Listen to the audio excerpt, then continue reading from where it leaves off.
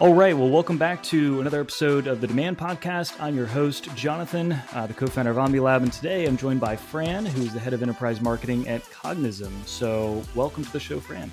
Thank you so much for having me. It's great to be here.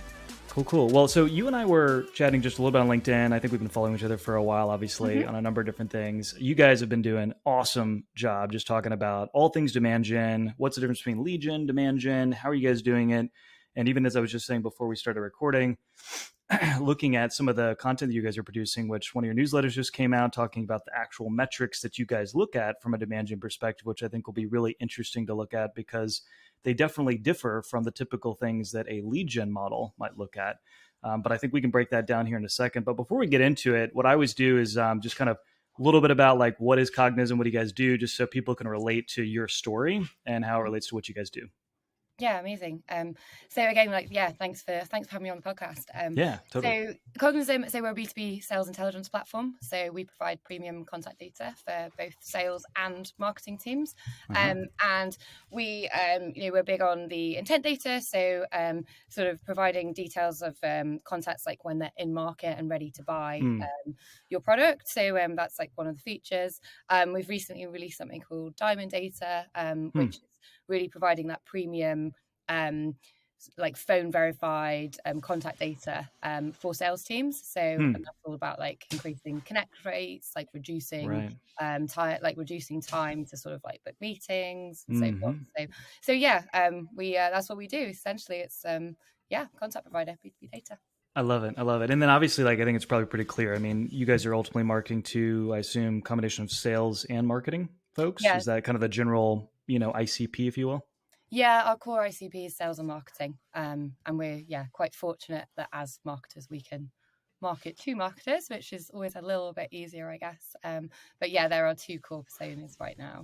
Oh yeah, it makes it a ton easier because we talk to like manufacturing, people that are, selling to manufacturing companies. They've never done the job of manufacturing. So them getting into trying to figure out what they're doing, like they need heavy support from SMEs and people internally at the company to be able to really craft messaging around that and just of course learn the industry, but it's definitely difficult. Yeah, most definitely. Well, cool. I've got to start with the, I don't know, I think it's honestly an over-asked, talked about question, but for some reason, there's just always different definitions, of course, with anything in marketing. So there's just the typical, process right now of trying to say, hey, what's lead gen? What's demand gen? Which one do we do? Do we do both? Are they really that different? And I know that clearly you guys have a strong opinion on the difference between the two. And there's a lot of companies right now, especially that we're talking to, that are making that move from lead gen to demand gen. So I think it'd be really relevant to kind of describe what the differences are for you guys and how you guys are actually defining it at Cognism. Yeah, sure. We're pretty strong on it. We're pretty strong on, I think probably most people have seen on LinkedIn, we're detailing our move like over to demand gen. Oh yeah, I love it. It's great. Trying to be like really tactical about it and just like showing everybody sort of step by step.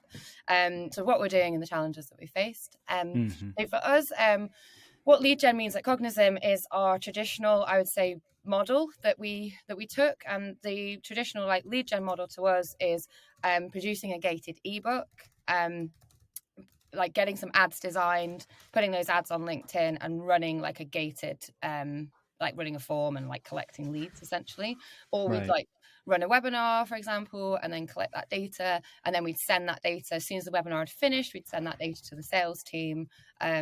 And then they would follow up on those leads straight away. So for us, lead gen is anything around somebody filling out a form, getting it to sales as fast as possible, and then sales calling. That's the model that we have ran for, and I'm sure many marketers. I mean, I've done it in loads of companies for years now. So that's like our like definition, I guess, in a roundabout way. And just to add to that, so like on the lead gen part, so does that also include like the typical, were you guys doing the, all right, we've ran a gated ebook, we've distributed it out on LinkedIn, Facebook, we got the form fill, then we put it into some kind of waterfall email nurture where we nurtured them, then scored them, then based off the score, they're passed to SDR to AE, so on and so forth. Was that kind of the model that you guys were in before and kind of like what you define as lead gen? Yeah, most definitely. It's like good fit accounts. So it'd be like, it's very convoluted as well. So it'd be like lead gen form through to Zapier, through to Pardot, through to Salesforce, through the scoring. Sounds about right. Sales, but then the right rep based on the segment. And then we'd even write the cadences that sales would then send out. So that was where my head was at. And that's what I spent most of my time doing, ensuring that system didn't break down. And Right. as I've just listed 4 or 5 different pieces of tech, you can imagine that like that happened quite Oh often. yeah. Oh yeah. So, and we didn't actually at Cognizant, we didn't have marketing operations. We do now, but we didn't have marketing operations at the time. So Right. yeah, it was a Oof, tough. minefield. Marketing ops so critical these days. I mean, there's always this argument over marketing ops should be the first hire, should it be second, third? When should you bring that person on, especially when you're a Yeah. Series A, Series B company? Because obviously, if you're running demand gen programs and you can't look back at the data and understand what's actually working or not, then it's tough. But then at the same time, you need leads, pipeline, revenue to keep building the business. So Yeah, there's it's always so that tough. catch between. I think we always say that about marketing ops or like product marketing as well. Like product Yeah. marketing always arrives last, but then they have the most valid Right. work to do. Exactly. Yeah. Which for me, like product marketing should arrive first. Either that or the CMO or someone in the organization that is a product marketer has that background. Yeah. Maybe they're already very good at that. And then you can bring on someone else. So it's ultimately like, what's your skill set as the leader of the marketing team? And then obviously build a team around you that can kind of make you better. But okay, all right. So we talked about lead gen. So demand gen. So what's demand gen? Is it just the opposite? We're just not doing gated ebooks, not sending through lead nurtures, et cetera. There's probably some more to it. Yeah, absolutely. So for us, the whole demand gen piece is we, I mean, I think everyone's probably seen like Refine Labs, like we're avid like followers of like what Refine Labs have been doing and all the stuff that Chris Walker's been putting out. But the thing that resonated with us the most was we spent a lot of time like creating, and you naturally do this when you like run a lead gen model, is creating these like artificial funnels. So just deciding that someone was ready to buy because they'd visited our website 3 times and they'd clicked on an email, like, and they were at a certain level in the grading model, so they must be ready to buy. And I think it really hit home with us that particularly if you relate it like to B2C and like how you buy yourself, you know, it could be any number of varying touch points before like you're ready, and it's all about, and we spent a long time like trying to like capture demand as opposed to create demand. And for us, demand is about creating this amazing experience and this memorable experience based on providing educational content where your audience are, so like in feed. So I used to be and to be really truthful, I like MQLs were like my comfort blanket. Like there's nothing, no greater feeling at one time than like getting like 300-400 MQLs a month, and you're like, whew, at least I'm okay. Oh like, yeah, dopamine rush. Yeah, absolutely fine. So it has been tough. Like we've only just started to make this switch, which I can talk about later. But so for us, it's like, well, instead of like getting someone to click through to your website, which gives you some kind of validation, your audience like in feed on LinkedIn. So how can we, instead of creating like a 20-page ebook, why aren't we making video snippets, cutting them up, serving them in feed, optimizing like the objectives that we're actually using? It's not like a conversion, it's not a click through, it's a engagement, it's a video view, it's optimizing for like in feed. And it goes way beyond like just ungating everything. Because we didn't, like, just to caveat that, we didn't just ungate everything overnight. It's taken, for me, like heading up the enterprise space, it's taken us like 8 months to make that shift.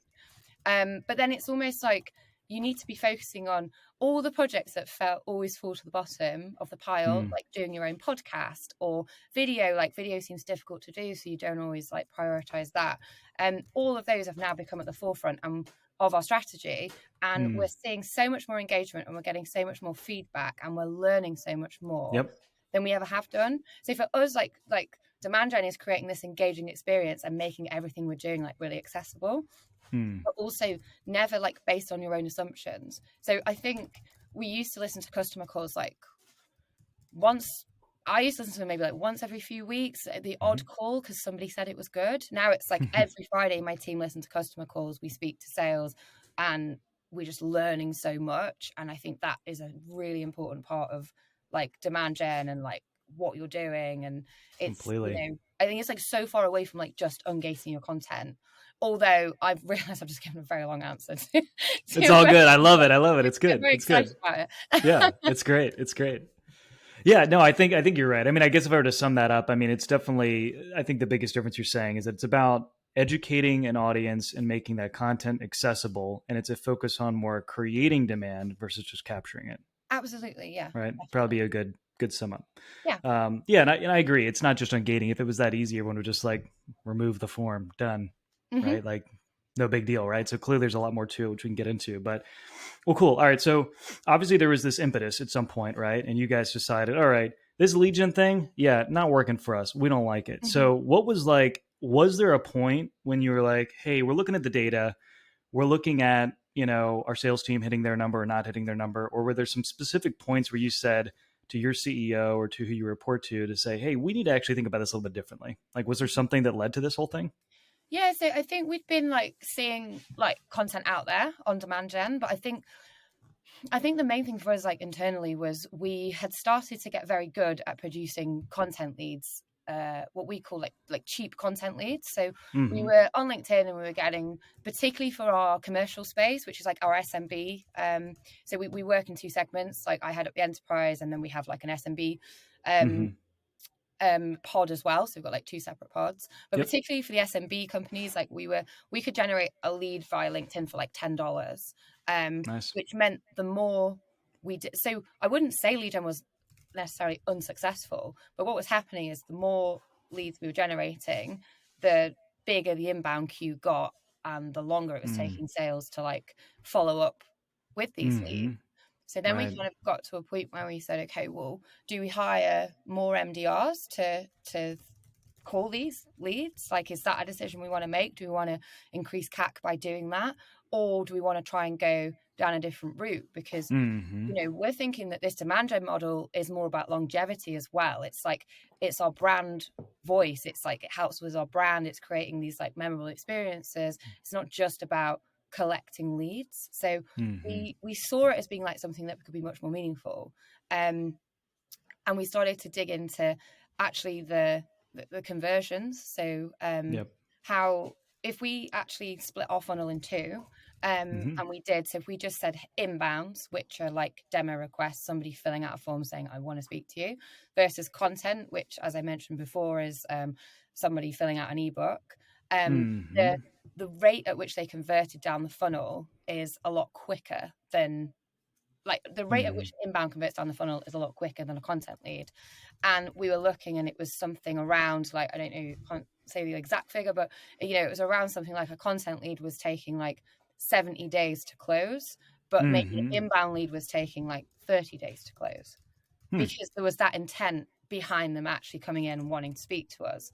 So we were starting to see these patterns and like see these differences. So to us, it was like we wanted to start to make that shift. But to be honest, like, we didn't know how far we'd go. We didn't know if like demand gen would work for us. And we didn't really have any proof. So I guess that leads on to the buy-in and like how we managed to sort of how we started that journey. So like, well, I think it just interrupt you. I think it makes perfect sense why. I mean, like, I don't know, just logically speaking, knowing that there's not a lot of intent by someone filling out a form and reading a piece of content versus someone that says literally, I would like to talk to sales. Could someone reach out to me and have a conversation? That those conversion rates are going to just be different. But I think that the reality is that when you're so dug in to that strategy, sometimes you don't realize that until you look at the data and show someone that's already been committed and say, hey, we've already made all these investments in MarTech. We've got this whole system, right? We're used to running this type of thing. We're used to seeing this amount of MQLs in the bucket, right? So we just want to keep adding to that. So I think people just get a little bit complacent, honestly, in the strategy that's already in place. So until you actually said, hey, wait a minute, though, when we look at this and when we separate the funnel into two, or really just separate multiple different conversion points, right? You're really saying content downloads versus people that are actually raising their hand that want to talk to sales. Clearly, you're seeing a higher conversion rate, which makes sense, right? And this is where the conversation is of like, when do we pass leads to sales? That's always the big question, right? Of course. It's so logical. It's so funny because like our CMO like sort of said to us, what can we do that's different? So and our response, like me, like being in marketing for like 10 years, I've lived and breathed lead gen for so long. I was like, oh, well, what do you mean? Do you want to like higher the threshold? Like let's make an A grade more difficult so we're getting better quality? Or like all of my suggestions were around how can we make this lead gen model look better and feel better to us? And then we actually said, well, why not try this like demand gen approach? It's crazy because like when you write your LinkedIn post and talk about it on podcasts, it sounds like the most obvious thing in the world. But when you're feeling pressured to get in loads of MQLs, which you're convinced can be, directly attributed to revenue, then it's a different world. Like it's a different story. And when I started the MQL world, when like HubSpot emerged and like they started talking about MQLs, like I honestly was like, right, yeah, job done. MQL, that's done. And I think it's what you're targeted on. I think that's a huge part of it. I think that's a huge starting point. So we are targeted on revenue. So then it's funny, as soon as you're stop being targeted on MQLs and meetings booked and you're started to be targeted on revenue, it's amazing how much you care about how long it's taking something to close and how quickly it's converting down the funnel. And suddenly you're like, I don't care about how many MQLs. I just want the good ones. I don't care if they get 10, but if they close in 30 days, that's amazing, because I want like 100 MQLs that are going to close in 12 months. Like, so this is a good segue. So I'm kind of skipping around a little bit, but the measure of success. So the lead gen before, you were measured on just leads, right? Number of MQLs was the primary measure of success, or was there another measure of success back before you guys switched over to demand gen? Sure. So we've always held like a revenue target, but it hasn't been but the focus, I would say, was very much on meetings booked and meetings attended. So that kind of like very top of funnel, like that's what we're focusing on. In previous roles that I've had, like personally, only MQLs. Sometimes it would be like, you need to get 500 MQLs within these accounts every month or something like that. And it's very natural to then just stop there and just think, I've done my job now. Particularly when you are so busy because you've got the most convoluted tech stack to try and make sure these leads get where they need to be. So I look back and I think, was I bad to do that? And I was like, I didn't have any time. Like I was because I was focusing on the wrong things. But Exactly. Well, I think that's a big barrier to entry, right? I mean, smaller companies, right, that may be listening to this, like seed, series A lot of times don't have the people internally or the money to go in and invest and build the engine that's required to even make a lead gen model work. Or I guess I put in work in quotations there. So, I mean, there's a lot of tech that you need. There's a lot of setup. There's a lot of skill that you need to make sure all those workflows, to your point, whether it's Zapier or like other links between all this data, to make sure it's feeding in the right way and then getting followed up in the right way.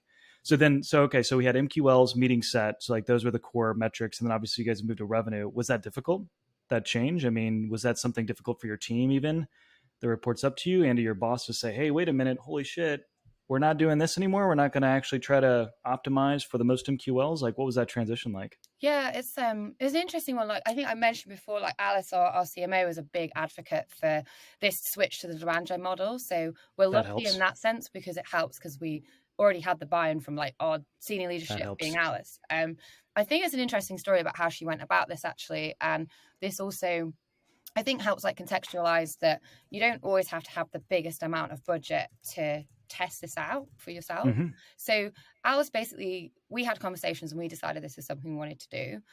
Alice needed to get buy-in. We're a scale up. We have investors, we board meetings and all that kind of stuff. So we Alice went to our CEO and said, I'd like a budget to test this new approach. And I think we need to get ahead of this curve and we need to start, working towards this demand gen model. How much was the budget? So it was like about 2%, I think 2 to 3% of our overall marketing budget. So okay, got it. Rough numbers, like between like $10,000-$20,000. Are we talking way less? No, less. Okay, so under 10K. Yeah, under 10K. Got it. So it was so it was a very, very small percentage, and we were given this budget to work with each month as like a CMO experiment budget. That's that's how we pitched it. So we started to make this switch, and what we did is we ungated all the content that wasn't. We had loads of content that was gated and had lead gen forms behind it. So we ungated it, and we started optimizing it for in-feed consumption. So we were snipping it up, running like ads, breaking the content out, and we were running what we called on LinkedIn predominantly at that time awareness campaigns. So it was ungated content that we wanted to like drive awareness, drive inbound, drive engagement. So we did that for a period of like 3 months, and doing that each month for 3 months, we saw that the inbound demo requests, admittedly predominantly for the smaller businesses, not the larger enterprises at this point, we saw a 4 to 6% increase in inbound demo requests. So that was kind of all we needed at that time. We wanted to see the inbound velocity increase, and we wanted to see that trend upwards. So what Alice would do is, as often as she possibly could, she would, in any presentation, in any meeting, that would be what she was talking about. She would report on it. Like, I don't think she was even asked to report on it because it was such a small part of our budget, but she would always go in there and say, by the way, this is what we're testing, and these are the results that we're seeing, and this is how much faster they're converting down the funnel. So that's where we started our journey. It was a small piece of budget put into our awareness campaigns on LinkedIn that we wanted to drive inbound demo requests, and we saw that they did. So that's when we slowly started to turn the tap on more and more towards the demand gen approach and off towards the lead gen approach. But we didn't just say, we're never going to run lead gen. We're going to turn it off today. So you still had gated running, of course. So you had that 2% of budget where you ungated some of the content and then sent that traffic to that ungated content, as well as also optimizing it for in-feed consumption. But then the rest of the 98, whatever it is, 95, 98%, that was still running the typical model because, of course, you didn't want to break everything that you guys had relied on for so many years. No, we were scared. Well, I was scared. Yeah, no doubt. Who wouldn't be, right? It's like, Just being honest. But yeah, no, that's basically what we did, and the we seriously had to think about we didn't have hardly any like bottom of funnel or like product content. Like that was a big thing for us. Why are we like why don't we talk about our product? Like we're so good at educating the market on content that relates loosely, like this thought leadership content, but we never talk about what we actually do. So we made a real effort to run like ungated product tours, like showing what our product does, communicating the value. This is the workflow for a marketer. This is a workflow for a salesperson. And we got such a good response from that, because I think we weren't saying to somebody, you can only find out what we do if you fill out this form. And then it was only the people that were most interested and ready that actually filled out the form and then now convert quicker down the funnel. I think the big point that you mentioned is like in-feed consumption, and like people just have to look at the numbers, right? 99% and more, right, depending on your CTR, are not actually clicking through to even read your content on your website. They're not moving forward, which means that if you're not optimizing for the other 99+% people that are just passing through and potentially viewing, scanning, skimming, or of course some just completely ignoring, right? There's obviously a portion of those people too. Then you're missing out on a huge opportunity. And the way that you do that, at least the way that we do that, is a lot of times there's obviously carousel ads. You can tell a story through that. You can obviously break out the content. So I think about it, a lot of people love the 3D ebook, right? And they put a little image of a 3D ebook within the ad creative, which I'm just not a fan of. I think it's just so old school.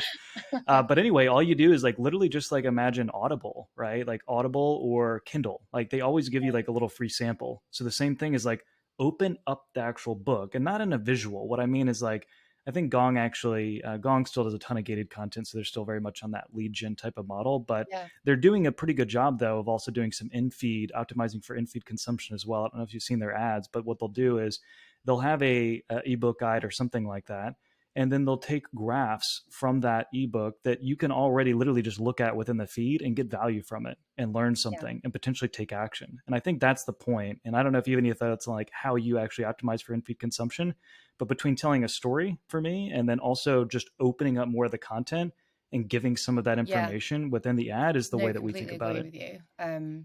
It's something that we spend a lot of time thinking about. So Gong like is such an example. Like we always looking at the way they communicate value very well. So like they did it, they used to, I think they still do it quite a lot, but they do a lot of like content upgrades. So they give you so much value, but then they're like, and we'll give you even more value if right. And we did think about that, right? Like maybe we could do both, like we tested that, but we decided to go with the full ungated approach. Optimizing in feed for us is webinar snippets. We've never done that before. But the funny thing is, it's like when we ran webinars, we in short, we focus so much on getting as many people to register as possible. We actually used to do the content like after.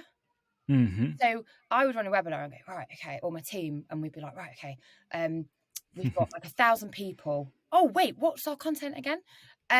Which is so weird. But then now it's like, it's just content first. We don't even care if we get like 10 people registered, because we're not doing anything with those leads. We're just, you know, and we do still use a form for webinars, because obviously it's the only way people get you got to. But we don't actually do anything with the leads after, in regards to follow-up. So, it's great, because now it's like it's content first approach. And what actually happened was we spend so much more time thinking about the content, making it engaging and making it actionable. It's so easy to split that content up and tell these parts of the story in feed on LinkedIn. There's things like there's more sort of operational things that we did, like made sure they were all square. Like we never did that because we were thinking about mobile consumption. We didn't originally have like subtitles on there, but which is interesting because like I hate scrolling through with the sound on, like on Instagram or LinkedIn or anything like that. I hate it. So for me, it's like, it's important that there's always the words on the screen, because I just read it. But if it catches my attention, which, you know, 9 times out of 10 it does, you might click the mute button and unmute it. Yeah, exactly. And then I'll put my headphones in and be like, oh, okay, this could be something I'm interested in. So we spent a lot of time doing that. We'd never tested carousel ads because, again, you get lazy. Like if you're focusing on leads and you're getting $10 cost per leads, you're like, oh, cool. Like, I don't know. I think it makes you complacent. Carousels also are generally more expensive as well. So if you're trying to optimize for the lowest cost per lead, or CPC, or whatever you're optimizing for in the ad channel, which many companies still do, then you're not going to run carousel ads. And that's actually one of the reasons you don't see a lot of carousel ads on LinkedIn. I don't know about your news feed, but at least the people that I'm retargeting, you don't see many at all. So when I see one, it stands out. I'm like, holy shit, like this is like a different piece of content, because they'll sell like organic pieces of content where people put in like a little slideshow and whatnot. And that always kind of makes me stop for some reason, because you can see the typical text-based post, text with a photo. And then for ads, obviously it's, you know, usually static 1x1s, you know, and again, it's cheaper. It is cheaper. And there's also some things around it where if you have URLs that are unique in each of them, or even UTMs that are unique, you're going to pay for each of those clicks on the actual tiles, on the tabs. So that's one of the reasons that they're more expensive in carousel. But there's still, people forget that you're evaluating that based on the click, right? And what you see in the ad platform. What you have to really start saying is what you just said, which I think you said it perfectly, which is you're optimizing not only for the people that are clicking and actually getting to your website to view the content, but the people that aren't, that are just passing by and scrolling. So you have to take that into account. Like, there is a higher cost for that, but you're also reaching all these people and communicating a message much more efficiently than you were before. Yeah, definitely. So, I agree, completely agree. And I think you often get stuck in a rut of you're either optimizing for conversion or click-throughs to your website, but there's a whole other bunch of like objectives on LinkedIn that are adding different ones all the time, where it's like you can optimize for reach, you can optimize for brand awareness, you can optimize for video views, you can optimize for engagement. So it's like it's great, because actually the funny thing is, if you use those objectives and optimize in feed, by the nature of doing that, you're actually getting a cheaper cost per click as well. So it's kind of almost like we started playing around with like all these different objectives, and we were just seeing like such better results. And you know, sort of by just using reach, our cost per click was halving, even though our attention wasn't always necessary to get them to go to our website. So I think the experiments, like demand gen, definitely breeds experiments, and you know, it really makes you think outside the box, which I think is such a nice place to be. Exactly. Well, let's kind of, I guess, keep going on a couple of notes here, because I could go on like for days on this topic here. But I want to get on to a couple other things. So when do you pass leads to sales now? I think that's always the question. That's how things get defined. So is it literally just hand raised when someone says they want to talk to sales through a demo form on your website, or what results in someone passing a lead to sales? Yeah, it's a demo request. So that's it, right? Nothing else. Nothing more complicated than that.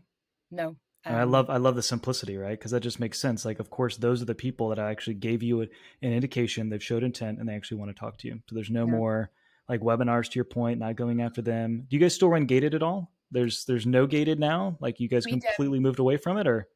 Turned it off. So we turned it off for SMB like last year, and I turned it off enterprise actually at the beginning of this month.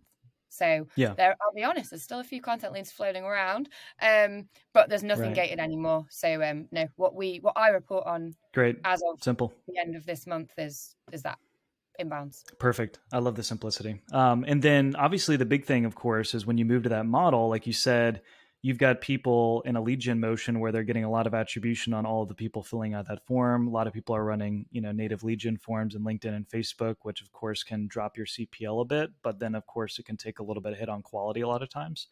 But how has attribution changed for you guys over that time? Because clearly you don't have some of the same touch points that are tracked within your CRM to a specific contact anymore. You can de-anonymize traffic with looking at the companies that are engaging with that content. There's other leading indicators like I saw in that newsletter that Alice sent out. But how do you guys think about attribution? Do you have an attribution model? Do you look at it the aggregate? Do you look at it channel by channel? Like how do you think about attribution? Sure, yeah. So we have like paid inbounds, which we know have come from like paid campaigns that we've ran. So like from Google, for example. And then we just have inbounds that people have come directly to our website. So we kind of like, we have that, but to be honest, like it's mostly on like first touch and last touch, like as much as we can. So we want to, we've just hired like marketing ops, which has been amazing for us. So we're building out that model at the moment and we're perfecting it, but it's largely based on like first and last touch. And self-reported attribution, which is again is just the free text. How did you hear about us? Because that is super important. And it's largely we've listened to your podcast, or we have a referral from X company, or we saw a post from someone on your team on LinkedIn, or whatever that is. So we do rely on that. We're figuring out now what you then do with that data, right? So it's all good, well, and good collecting it, but so that's kind of like the next phase. But at the moment, we've just done a lot of work on like first and last touch, which we collect. But we have to fully accept that the dark funnel is in play, and we won't always know where people have come from, and it can be like a hard pill to swallow, I guess, when you're so used to saying, has come from here, here, and here, and you can see a very linear journey. But as I mentioned at the start of the podcast, like the buying journey isn't linear, so we can't force people into funnels. So exactly. And it sounds like your CEO, Alistair, is very much in line with that. He understands that, hey, you guys are reporting up your channel by channel metrics in terms of leads, pipeline outs based on first and last touch.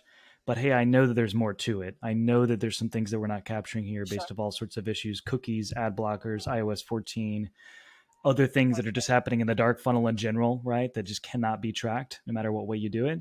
And we accept that. So do you guys then report up those metrics to Alistair and then also look at the aggregate marketing funnel too and report out that and say, hey, here are the aggregate inbound demo request, irrespective of source, and then pipeline revenue, so on and so forth? Is that kind of the typical reporting model? So we report like weekly report to Alice on the funnel metrics. So it's like what we're concerned with is like leads in and like how they convert down the funnel. So it's like leads, it's like meetings booked, meetings attended, sales qualified ops, and like the impact on revenue. We look at, I guess, the indication of like how well our campaigns are doing. We do look at what I guess some marketers would call like vanity metrics. So we do look at like video views and engagement rates and things such as that to like determine like how well those campaigns are doing. So that's something that we wouldn't necessarily like report onto the board, but it's a good like indication for us, I guess. And then in terms of like the actual pipe itself, I suppose like I used to report on the content side of the pipeline and the inbound side of the pipeline, but now we just report, we simplified it and we just report on the inbound side.